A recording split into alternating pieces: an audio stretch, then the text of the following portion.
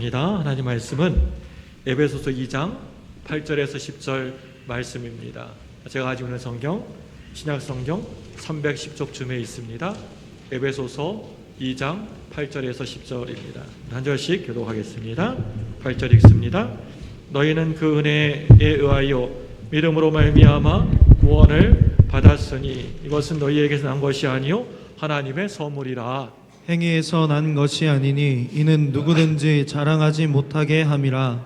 같이 읽습니다. 우리는 그가 만드신 바라 그리스도 예수 안에서 선한 일을 위하여 지으심을 받은 자니 이 일은 하나님이 전에 예비하사 우리로 그 가운데 행하려 하심이나. 아멘. 날씨가 부쩍 추워졌습니다. 막 재채기도 나오고 막 그러네요. 제가 지금 6년 됐거든요. 횟수로는 7년째인데 만으로 6년입니다. 그런데 제일 이번 추운 것 같아요. 그것도 일찍 추운 것 같아요. 막 11월에 눈은 안 내렸거든요. 근데 11월 맞죠? 11월에 막 눈도 내리고 막 제일 추운 것 같습니다. 서울에서는 이런 추위에는 반팔 입고 다니는 날씨인데 이제 제가 적응이 된 것 같아요. 광주에 너무 추워요. 자, 우리 옆에 분에게 인사하겠습니다. 얼굴 보시고 눈을 뚜렷하게 보시고 가족끼리 하지 마시고 좀 가족 아닌 사람하고 인사하십시오. 네, 제 옆에 앉아주셔서 영광입니다. 진짜로? 자, 뒤에 계신 분에게 앞에 계신 분에게 인사하겠습니다. 제 뒤에 제 앞에 앉아주셔서 너무 감사합니다. 그 사람 마음 안 들면요 그 사람 뒤에도 안 앉아요. 그 사람 그냥 뒤통수 보기도 이게 꼴보기 싫어요. 그런데 내 뒤에 앉으기 얼마나 영광입니까? 감사하지요? 네, 모든 게 다 감사합니다. 사람이 한평생 살아가다가 의식적이로든 무의식적이로든 늘 우리가 살면서 뭔가의 지배를 받으면서 살아갑니다. 그리고 자신을 지배하는 그 무엇에 의하여서 나의 삶의 그러한 상황들이 선택되어지고 또 결정되어져서 살아갈 때가 참 많은 것 같습니다. 어릴 적에 우리 아이들, 꼬마 아이들, 우리 자식들 아이들 보면 주로 사탕에 의해서 지배받게 되는 것을 보게 됩니다. 제가 어렸을 때에는 그냥 그 눈깔 사탕 그거 하나면 세상 천하를 다 얻은 것 같이 마냥 즐겁고 기뻤습니다. 저희 아이들도 아주 어렸을 적에 사탕 하나 주면 만사 오케이였던 것 같습니다. 막 울다가도 사탕 하나 줄까 하면 그냥 울음 뚝 그치고 만사 오케이였습니다. 당장에 눈앞에 보이는 사탕이 있으면 다른 어떤 것은 아무것도 이 아이에게 보이지가 않습니다. 낳아주고 길러준 엄마 아빠도 보이지 않고요. 또 함께 놀아주는 친구도 눈앞에 보이지가 않습니다. 오로지 사탕만 보입니다. 사탕만 내 앞에 있으면 보이면 모든 것을 다 포기할 수도 있습니다. 그 아이들에게 무슨 돈이 보이겠습니까? 아니면 이 세상에 있는 높은 지위가 그 아이들에게 보이겠습니까? 그 아이들은요 당장에 먹음직스럽고 달콤한 사탕에 자기의 모든 것을 전부를 겁니다. 조금 커가지고 이제 이 아이가 이제 어린 아이가 아니고 약간 커가지고 초등학교 다니는 그 나이가 되면 무엇이 이 아이들을 지배할까요? 초등학생을 지배하는 거. 요즘 초등학생만 되어도 그 초등학생들의 마음을 완전히 지배하고 있는 것은 가만히 보면 컴퓨터와 게임인 것 같습니다. 한번 게임 시작한다거나 또 컴퓨터에 빠져들게 되면 거의 정신을 잃어버립니다. 그냥 막 눈이 그냥 뒤집어져 가지고 거기에 몰두합니다. 모든 것을 다 잊어버리고 거기에 빠져듭니다. 시간이 되어서 학원에 가야 하는데 학원에 갈 시간도 심지어는 밥 먹을 시간도 다 잊어버리고 거기에 모든 것을 다 쏟아놓습니다. 정신이 하나도 없습니다. 아침에 했던 엄마의 말도 또 선생님과의 약속도 아예 새까맣게 잊어버리고 기억나지가 않습니다. 당장 내일 시험인데도 관심도 없습니다. 시험 공부하는 것도 뒷전입니다. 오로지 게임뿐입니다. 컴퓨터가 나의 목자시고 나를 쉴만한 물가로 인도하는 인도자가 되어주십니다. 컴퓨터 앞에만 있으면 너무나 행복하고 너무 좋고 기쁘고 진짜 아무것도 아쉬울 게 없습니다.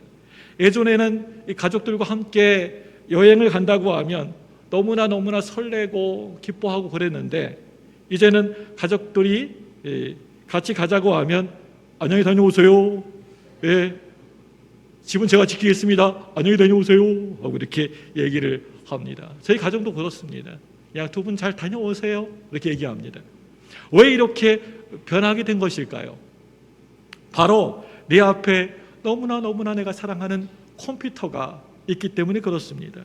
여러분, 이제 좀 더 커가지고 중학생, 고등학생 정도가 되면 무엇이 이제 그들을 지배할까요?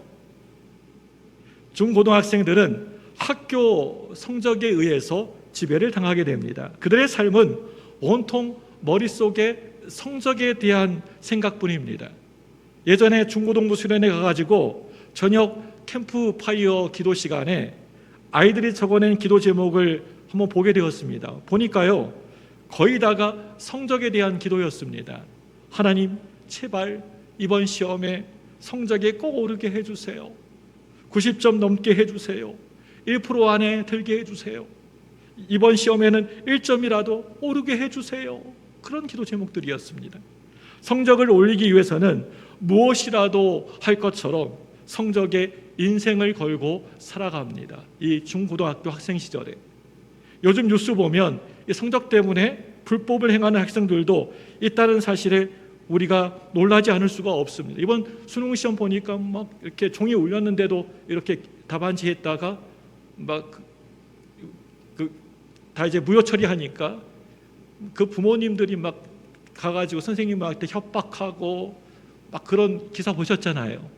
성적이 아주 목을 다 내놓습니다. 그들이 성적에 얼마나 예민한지 여러분 아십니까? 그저 웃고 넘어가기만 하기에는 가슴이 아픈, 우스운 이야기 하나를 소개하도록 하겠습니다. 어느 날 독일, 영국, 프랑스, 일본, 한국의 학생들이 이제 번지 점프, 고공 점프를 하게 되었답니다. 너무 높은 곳이어서 학생들은 뛰어내리지도 못하고 너무 아슬아슬하니까 밑이 절벽이 막 이렇게 잔뜩 겁에 질려가지고 벌벌 떨고 있었습니다.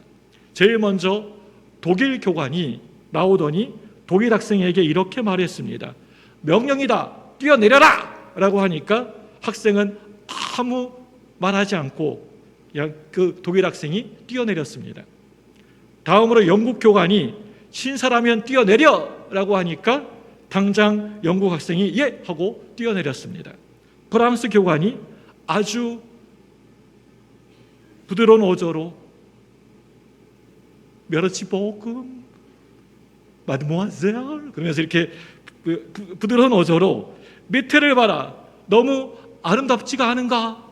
라고 말하니까 프랑스 학생이 너무 아름다워요 라고 이렇게 바로 뛰어내렸습니다.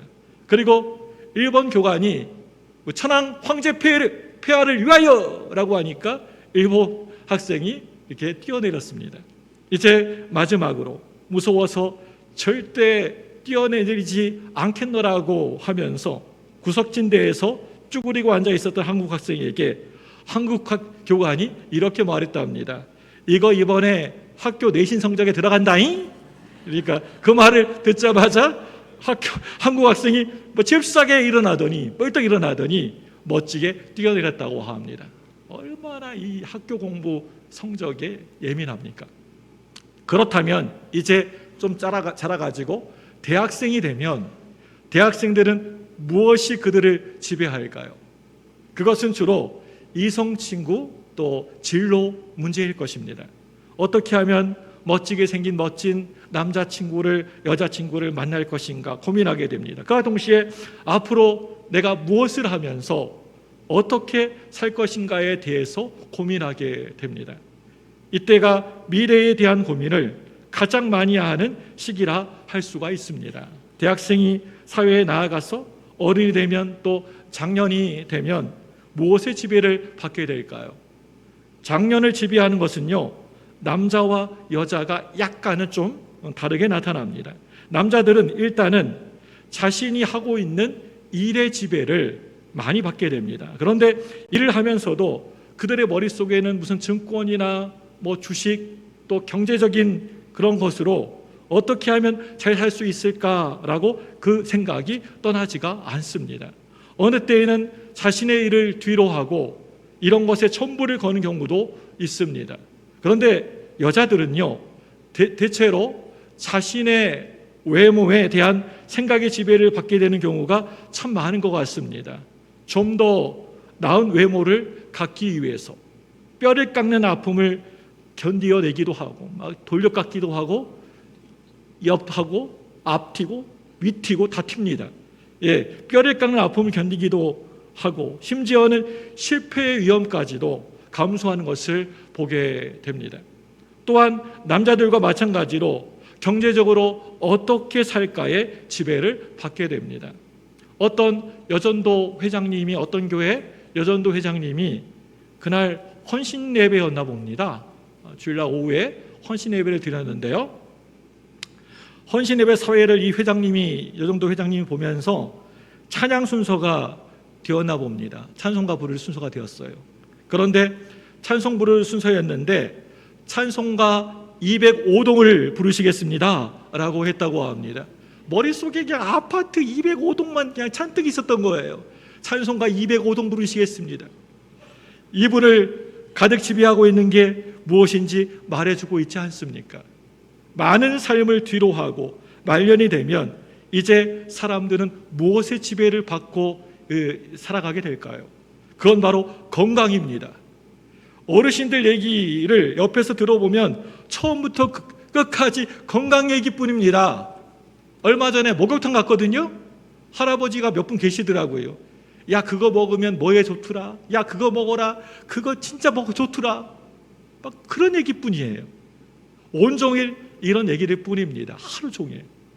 긴 세월 오래 살아오면서 명예와 뭐 재물, 지식 이런 것보다 정말 건강이 최고라고 하는 것을 깨닫게 된 것입니다. 그래서 건강에 좋다는 소문만 들으면 아무리 이상한 음식마저도 무슨 음식이라도 다 먹어버립니다. 싹 다 먹어버립니다. 건강을 위해서라면 죽어도 좋다라고 하는 말이 있을 정도입니다. 얼마나 이상하고 희한한 일입니까? 세상 사람들은 성장 과정을 통해서 이렇게 여러 가지 다양한 것들에 의해서 이런저런 지배를 받으며 한평생을 살아가게 됩니다. 사랑하는 여러분들, 그렇다면 저와 여러분들은, 우리 예수 믿는 저와 여러분들은 무엇이 어떤 것에 지배를 받고 살아간다라고 여러분 생각하십니까?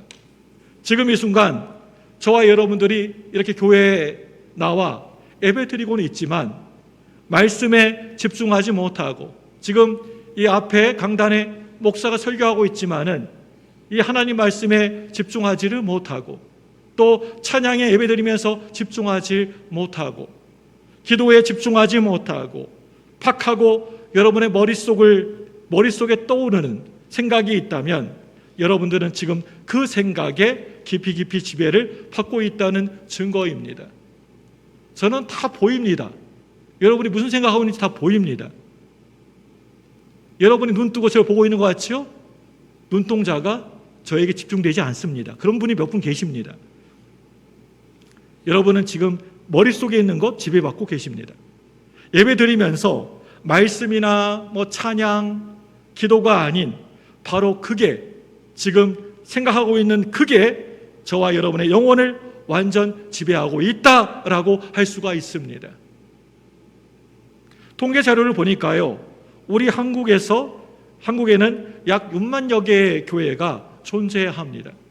그 수도 없이 많은 교회들을 무엇이 어떤 것이 지배하고 있을까요? 그 교회 가운데에서는 아마 목사가 지배하고 있는 교회도 있을 것이고요. 또 당회나 아니면 오랫동안 행해졌던 전통이 지배하고 있는 교회도 있을 것입니다. 그런데 이런 교회는 하나님이 기뻐하시는 교회가 절대 결코 아니라고 하는 것입니다.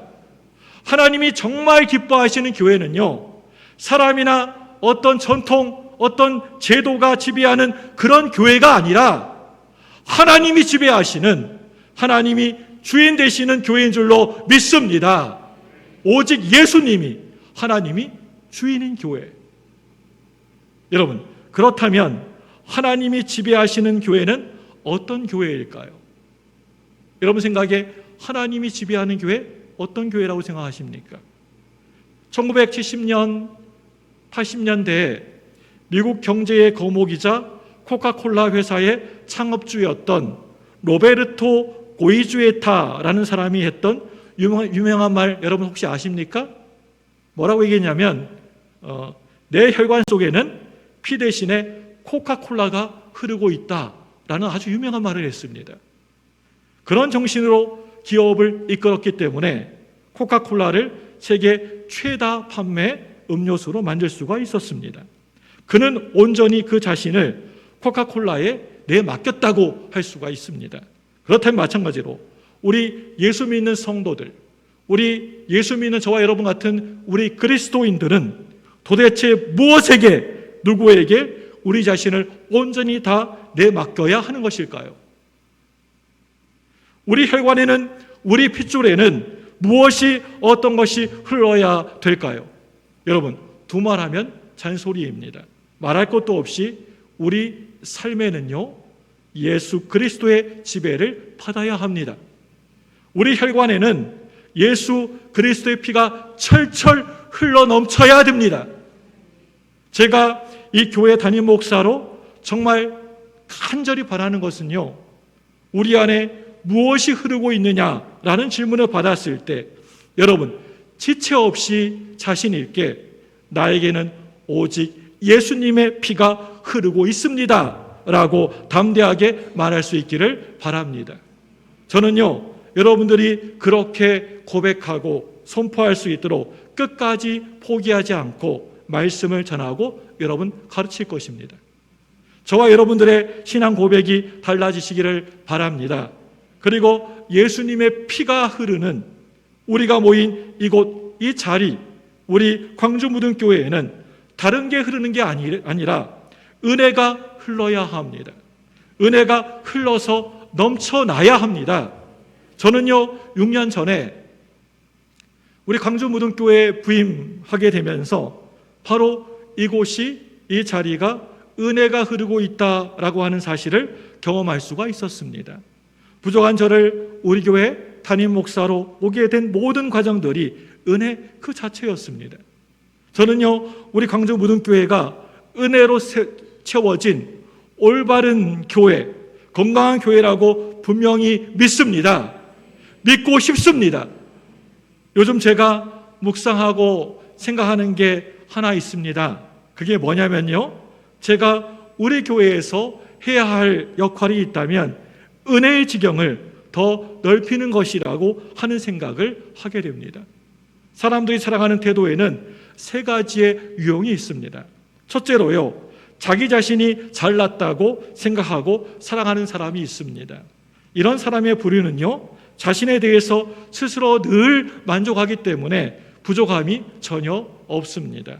아무 것에도 의지할 필요가 없습니다. 이런 사람에게 전도하면서 예수 믿으라고 하면, 교회 오시라고 하면 웃기지도 않다는 표정을 지으면서 코드심을 치고 지나가 버립니다. 이런 사람의 부류는 종교 따위는 필요 없어. 누굴 믿느냐? 나를 믿고 살겠다. 내 능력과 내 의지를 믿겠다. 예수 믿는 너희들보다 내가 훨씬 더 바르게 살고 착하게 살고 있어 라고 말할 것입니다. 자신이 스스로 착하다고 선하다고 생각하는 사람은, 스스로 만족하는 사람은 예수 믿기가 참 어려운 것 같습니다.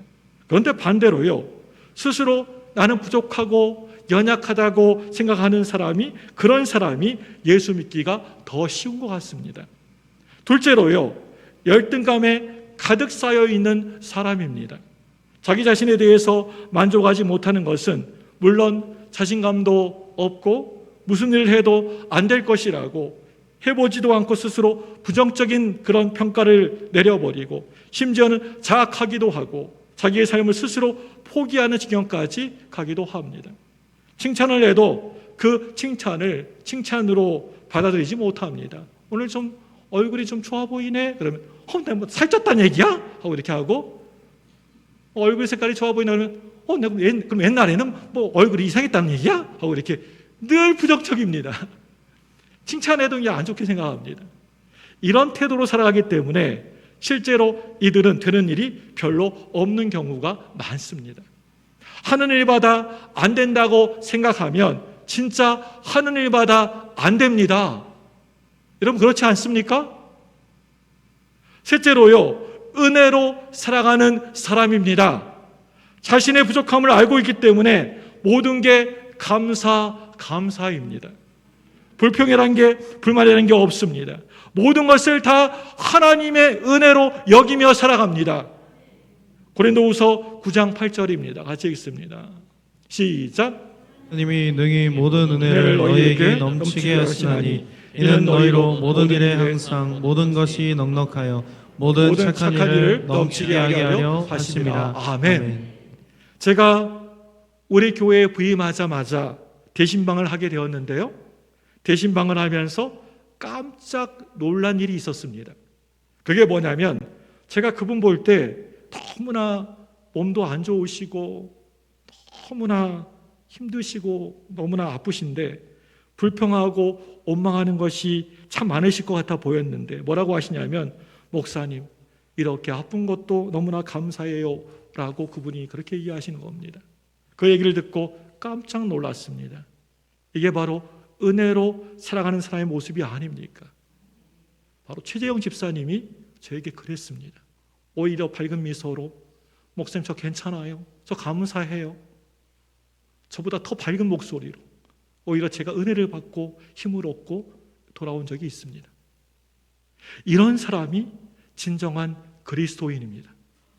세상 사람들은 살아가면서 작은 일에 감사하며 살다가도 또 어느 때에는 조금만 안 좋고 힘든 일만 생기면 또 원망하고 불평할 때 있습니다. 그런데 우리 예수 믿는 사람, 우리 예수 믿는 그리스도인은요, 그런 식으로 변덕 부리면 안 되십니다. 왜냐하면 저와 여러분들은 하나님이 합력하여서 선을 이루시는 분이라는 사실을 알고 믿고 있기 때문입니다. 그리스도인은요, 신실하신 하나님을 바라보고 사랑하는 사람들입니다. 그래서 기다릴 줄 압니다. 끝까지 인내할 줄 압니다. 신앙은요, 어떤 면에서는요, 기다림의 연속입니다. 하나님의 응답을 믿음으로 기다릴 줄 알아야 신앙의 사람, 하나님의 사람입니다. 은혜를 은혜로 아는 것, 아니 모든 것을 은혜로 아는 것, 은혜 가운데 우뚝 서 있는 것, 그것은 우리의 삶을 더욱 은혜롭게 해줄 것입니다. 우리 베드로전서 5장 12절도 읽어보겠습니다. 5장 12절 시작. 내가 신실한 형제로 아는 실로안으로 말미암아 너희에게 간단히 써서 권하고 이것이 하나님의 참된 은혜임을 증언하노니 너희는 이 은혜에 굳게 서라. 아멘. 얼마 전에 교회에서 이렇게 조용히 이렇게 설교 준비하고 있었는데요. 바깥에서 막 요란스러운 거예요. 막 시끄럽게 싸우는 소리가 막 들려오는 겁니다. 싸움이 끝난 줄 모르고 계속되어서 이게 무슨 일인가 하고 이렇게 나가서 보니까 두 여자가 막 머리끄댕이를 잡진 않았지만 아주 격렬하게 서로 그냥 막 말싸움을 하고 있는 중이었습니다. 순간 스치는 생각에 혹시 우리 교회 집사님 권사님 아니겠지?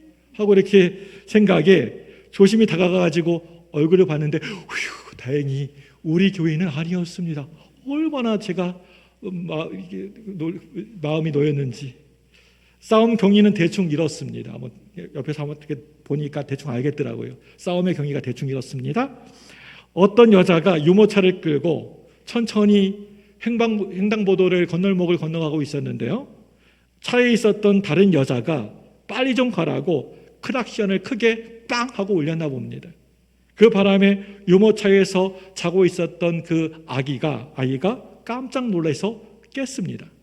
그래서 이 상황이 무슨 상황이냐면요, 차에 타고 있었던 여자는 신호등이 바뀌었는데 왜 빨리 건너가지 않느냐라고 소리를 버럭버럭 질러대고, 또 횡단보도를 건너가는 여자는 그 경적기, 크락션 소리 때문에 아이가 놀래가지고 깼다고 막 욕을 막 해대면서 이렇게 서로 소리를 질러대는 상황이었습니다.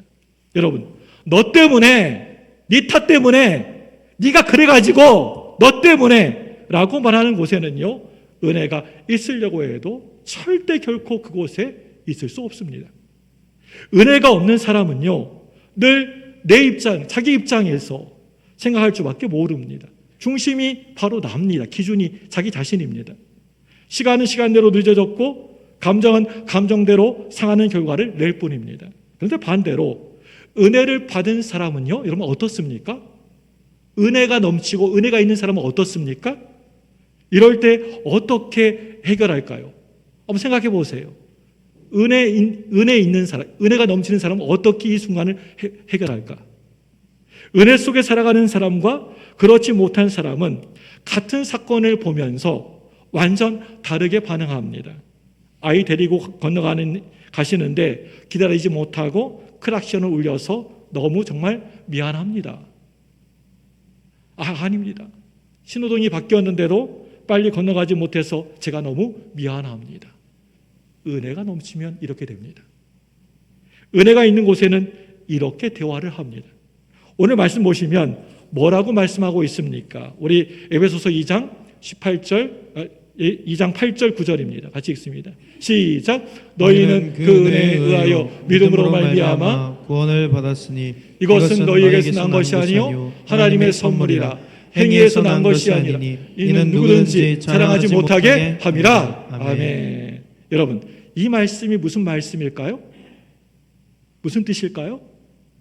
우리가 구원받았는데 그것은 우리가 잘나가지고, 우리가 똑똑해가지고, 아니면 뭔가 잘 해가지고 받게 된 게 아니라 하나님이 선물로 주신 것이니까 잘난 척하지 말라는 말씀입니다. 우리 광주무등교회에 흐르고 있는 은혜, 그것은 예수님이 십자가에서 피를 뚝뚝 흘리신 대가로 우리가 받게 된 하나님의 축복인 줄로 믿습니다. 우리는 이 은혜를 제대로 누릴 줄 알아야 합니다. 저는 새가족 중에 이런 고백을 하시는 새가족의 그런 고백을 들은 적이 있습니다. 자신은 진짜 아무 자격도 없는 사람인데 이렇게 하나님이 자기를 불러주셔서 예수 믿게 되었다고 하시는 고백을 들은 적이 있습니다. 여러분, 맞습니다. 우린 자격이 하나도 없는 사람들입니다. 그런데 선택받게 된 것입니다. 얼마나 감격스럽고 감사한 일입니까? 그게 바로 은혜인 것이고, 그렇기 때문에 그 은혜를 누리면서 살아야 하는 것입니다. 하나님이 우리가 은혜를 누리면서 살아가는 것을 보고 기뻐하실 것입니다. 은혜를 은혜로 하는 것이 쉽지 않은 것처럼 내가 하나님께 받은 그 은혜를 제대로 누리면서 살아가는 것도 그렇게 말처럼 쉽지는 않습니다. 그렇다면 여러분, 은혜를 누리기 위해서 우리가 어떻게 해야 할까요? 첫째로요, 내게 주신 모든 축복이 다 하나님의 선물이라고 하는 것을 깨달아야 합니다. 다 하나님의 선물입니다. 공짜로 주신 선물입니다. 나의 능력으로, 나의 잘남으로 내가 이룬 것이라고 생각하는 그 순간에 감사는 안개와 같이 휙 하고 사라져버리고 자기 의와 공로에 빠지게 될 것입니다. 여러분, 이것을 조심하시고 경계하셔야 됩니다. 나의 능력도 나의 성공도 내가 잘나가지고 내가 똑똑해서 나로 인함이라고 여기게 됩니다. 그런데 우리가 가진 모든 것들은 사실 하나님이 우리에게 값없이 주신 것들이지 않습니까? 그 사실을 저와 여러분들이 분명히 아셔야 됩니다. 여러분, 저는요 참으로 부족하고 연약한 사람입니다. 여러분 보시기에도 참 부족하게 보이죠? 누가 얘라고 하셨어요? 마상. 그런데 그럼에도 불구하고 하나님은 이렇게 광주 무등교회에 저를 담임 목사로 불러주셨습니다. 우리 교회에 약 70명인가 80명인가 지원하셨대요. 그중에서 제가 뽑혀가지고 여기 왔습니다. 여러분이 저 뽑았습니까? 하나님이 저를 이 교회에 보내주셨습니다. 하나님의 은혜입니다. 모든 게 다 은혜입니다. 그래서 저는 하나님께 너무나 감사합니다. 여러분들께도 감사합니다. 그런데 여러분들도 감사하셔야 됩니다. 저만 감사할 게 아니라 여러분도 감사하셔야 돼요. 부족한 저와 신앙생활 하신다라고 하는 것에 감사하셔야 됩니다. 왜냐하면 제가 부족함을 알고 있고 제가 받은 은혜를 감사하고 있어서 여러분들을 제가 섬길 때 최선을 다할 것이기 때문입니다. 제가 잘나고 똑똑하고 내가 뭔가 된 것처럼 여기면 그렇게 잘 못할 겁니다. 내가 부족하기 때문에 최선을 다해 섬길 것입니다. 둘째로요, 겸손하셔야 됩니다. 겸손해야 합니다. 여러분, 어떤 사람이 은혜 받을까요? 잘난 사람? 똑똑한 사람? 잘생긴 사람? 어떤 사람은 은혜 받을까요? 뭔가를 받기 위해서는 먼저 받기 위한 그릇이 비어져 있어야 됩니다. 꽉 차 있으면 그 안에 담을 수가 없습니다. 비어 있어야 됩니다. 깨끗하게. 비어져 있지 않은 사람은 이미 그 안이 가득 차 있는 사람은 은혜 받으려고 해도요, 은혜 받을 수가 없습니다. 그 안에 지식, 재물, 이 세상의 권력, 명예로 가득 넘치게 채워진 사람에게는 은혜가 들어갈 자리가 전혀 없다는 겁니다. 그렇기 때문에 은혜도 누릴 수가 없습니다. 겸손은요, 비움입니다. 비움. 내가 아무것도 없다는 것을 인정하는 것. 내가 가득 차 있는 것을 비워내고 하나님 앞에 겸손히 무릎을 꿇는 것.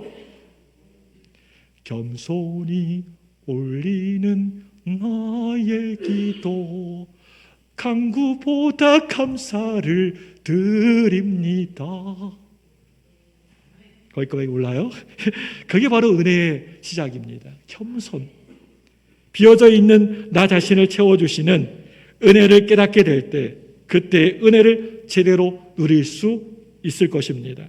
저는요, 제 마음속에 거룩한 꿈이 있습니다. 그것은요, 우리 광주무등교회가 은혜가 흐르는, 그것도 가득 차가지고 넘쳐 흐르는 교회가 되는 것입니다. 저의 소원입니다. 우리 교회가 은혜가 흘러 넘쳐나서 이 지역사회와 가정과 온 나라 위에 넘쳐나야 하는 것입니다. 그렇기 때문에 더 많은 은혜를 저와 여러분들이 받아야 합니다. 입을 크게 벌리시고 하나님 주신 은혜를 여러분 받아 먹으시기 바랍니다. 그래야 그 은혜가 저와 여러분들의 가정으로, 일터로, 또 세상으로 전해져야 하는 것입니다. 그래서 하나님이 기뻐하시는 교회가 되는 것입니다. 우리 교회 연구표가 뭡니까? 한번 읽어보겠습니다. 시작. 우리 교회가 이 표처럼 하나님이 정말 기뻐하시는 교회 되기를 주님의 이름으로 축원합니다. 하나님이 수년 내에 우리 교회를 통해서, 우리 광주무등교회를 통해서 그렇게 해주실 줄로 믿습니다. 이 시간에 두 손 번쩍